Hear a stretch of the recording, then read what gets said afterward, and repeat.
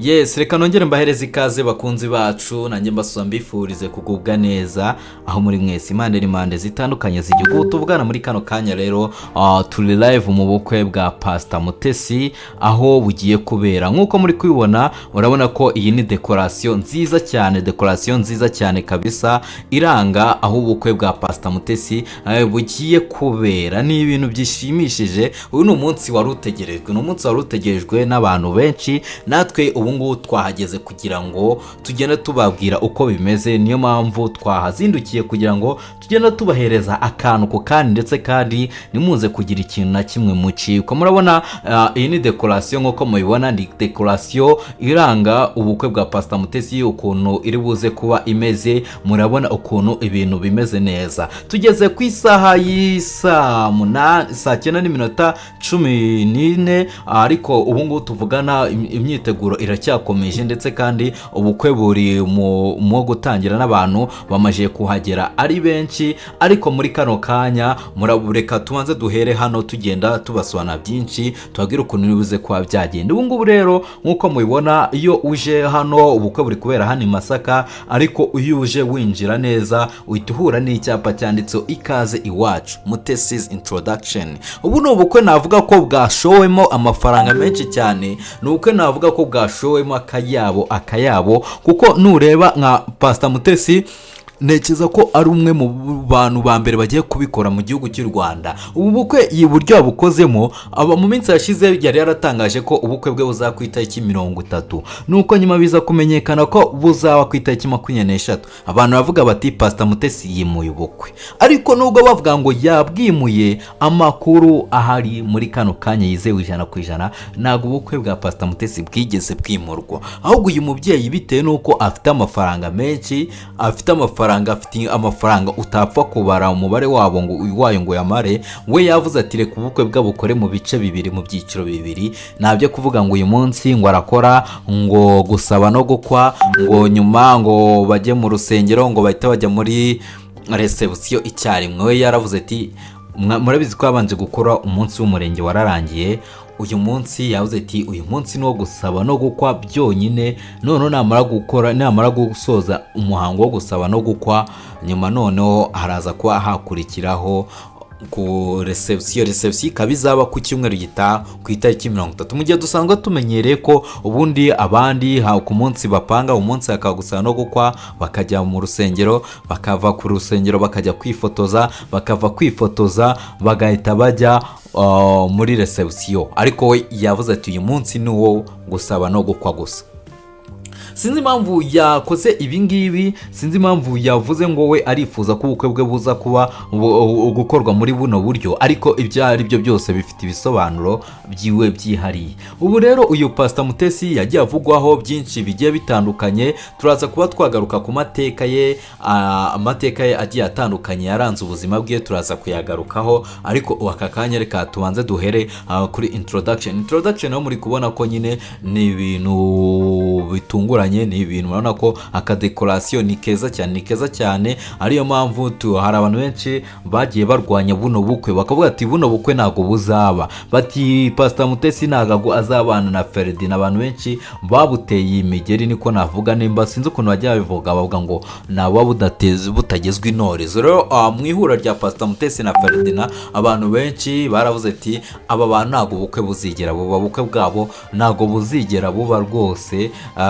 kuko hari abazaga bakavuga ngo Ferdinand byagenze gutya na gutya, abandi bati Pastor Mutesi amagiye gushaka abagabo bangahe, uyu nguyu nawe ntago buzaba. Ariko muri kano kanya yaberetse ko byose bishoboka kabisa, yikora akadecoration keza, akora ubukwe bwiza cyane. Urabona ko hano bibaze ko bikiri mu myiteguro nyine, nimba uri kubona decoration kwiri gusa gutya, itekereza mu kanya ni haza kuba hicaye abantu, ese biraza kuba bimeze gute, biraza kuba bihagaze gute? Abantu benshi rero baracyategereje kureba ese Pastor Mutesi araza guseruka gute. Ni byiza byinshi mubwire ko namwe mugomba kubana natwe, kuko turaba turi hano. Nanjye nahageze kare, nahazindukiye kare kabisa, ni mu bantu bahageze mu masaha kare kugira ngo nze kuba nabahereza update. Nimuze gucika, muri kubibona ko akadecoration kameze neza cyane, akadecoration gusa. Nanone mbere y'uko tujya muri ibi ngibi hari abantu benshi bahita bibaza bati ese kuki Pastor Mutesi yahisemo iyi decoration? Burya niyo mpamvu ngiye ngewe buri gihe muri ko mbahereje update imitamatama akantu k'ubwenge.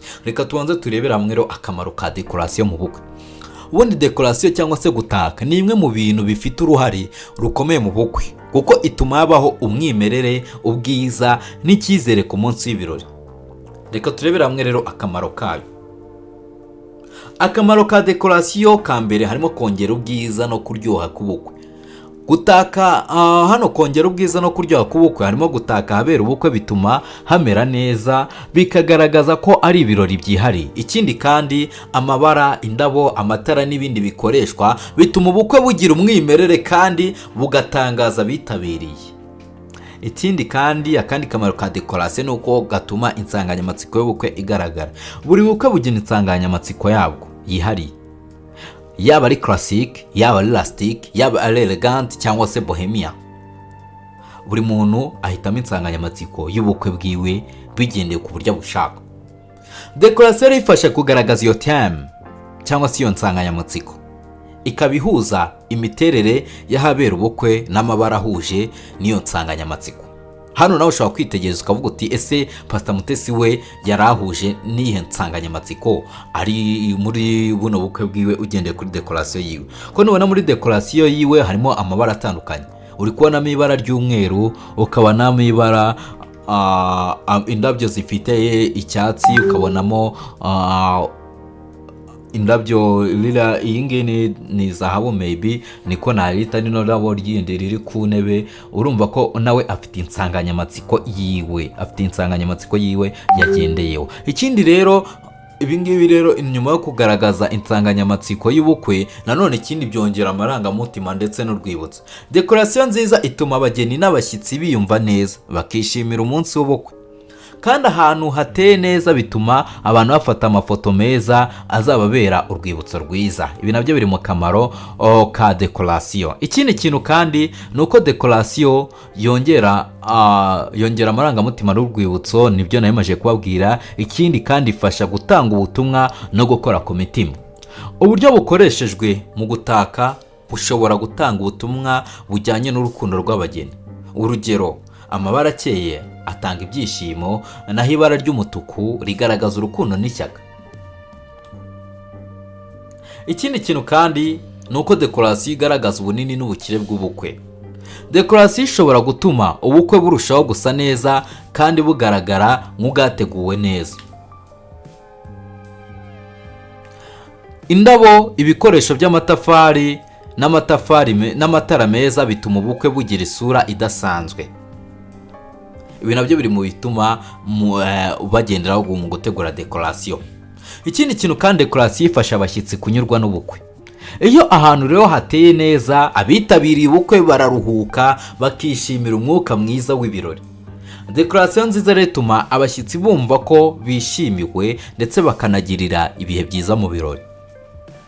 Ikindi kintu navuga kandi nasorezaho, decoration ifasha mu migendekere myiza y'ubukwe. Decoration ituma aho ubukwe bubera haba hateye neza kandi hafasha gutandukanya ibice byaho ibikorwa biza kubera, nk'aho abageni baza guhagarara, aho abantu bicara ndetse n'aho gufatira amafunguro n'aho gufatira amafoto haba hatandukanye. Mu magambo make, decoration ni ingenzi mu bukwe kuko ituma habaho ubwiza, ibyishimo, urwibutso n'icyubahiro ku bageni n'abashyitsi. Iyo rero itunganyijwe neza, ituma ubukwe burushaho gukundwa no guhora mu mitima y'ababwitabiriye. Ugendeye kuri ibyo ngibyo, nawe ushobora kuvuga uti ese Pastor Mutesi we iyi decoration ye yakoze yarigamije iki? Ese amabara yakoze yagendeye kuki? Ariko ibingi ntekereza ko adafite ubuhanga bwabyo, ahubwo arabo yahaye akazi ka decoration aribo babikoze, nanone bakagendera ku muntu bari gukorera, ndetse kandi bo ubwabonekeza mu Rwanda aho tujya tureba abantu benshi bakora zino decoration, bo ubwabo bihitiramo teme yabo, bihitiramo uko bagenda bakurikije uko bakubona. Simbizi rero muri kano kanya ukuntu gahunda gahunda imeze ku ruhande rwa Pastor Mutesi, ariko ikintu navuga reka tubifurize kuza kugira ubukwe bwiza Pastor Mutesi ndetse na Ferdinand. Abantu benshi bagiye babarwanya bavuga bati ubukwe ntago bugomba kuba, ariko finally murabona ko burabaye. Ni ibintu byinshi byitezwe muri kano kanya. Reka twitege feedback nyuma y'ubukwe biraza kuba byagenda gute. Reka twitege ko mu kanya umugeni ari buze kuba yahagera. Ese mwiteze ko biri bugende bite? Mumenye ko mu kanya turi buze kuba hereza update. Mumenye ko turahari kandi turahari ku bwanyu. Kora subscribe rero dukomeze tugendane 5 kuri 5. Ni byiza byinshi tugenda tubageza uko bwije nuko bukeye. Buri update buri kanya na update. Mukore subscribe tukomeze tugendane 5 kuri 5.